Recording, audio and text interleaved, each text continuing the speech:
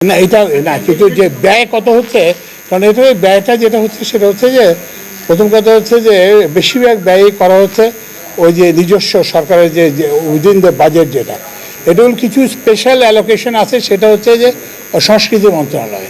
তো সংস্কৃতি মন্ত্রণালয়কে কিংবা তথ্য মন্ত্রণালয়ে কিছু বিশেষ বরাদ্দ থাকতে পারে। তো ওইটা আপনারা সংস্কৃতি মন্ত্রণালয়, তোমরা সংস্কৃতি মন্ত্রণালয় কিংবা ওই তথ্য এবং যোগাযোগ তথ্য মন্ত্রণালয়কে জিজ্ঞেস করতে হবে। এটা এটা পাকিস্তানটা, এটা পাকিস্তানের সঙ্গে কোনো ইয়ে নাই, সম্পর্কিত না। সেটা হচ্ছে যে চায়না, আপনারা জানেন আমাদের তো একটা ডিফেন্স ব্যবস্থা আছে, তাই না? আমাদের একটা কি বলে যে নৌবাহিনী আছে, বিমান বাহিনী আছে, সশস্ত্র আর্মি আছে, এবং আমরা তো কিনি, আমরা তো ডিফেন্স সরঞ্জাম আমরা তো প্রতিনিয়ত কিনতেছি। তো এখন এখানে কোনো পার্থক্য নেই, এখানে পার্থক্যটা হচ্ছে যে এখানে উৎপাদন হবে, এই জন্যই একটা জমি মাত্র বরাদ্দ করা হয়েছে, অন্য কিছু না।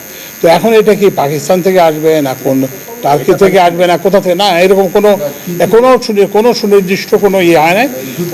গতকালকে যেটা আমি তো নিজে ওই সবাই ছিলাম,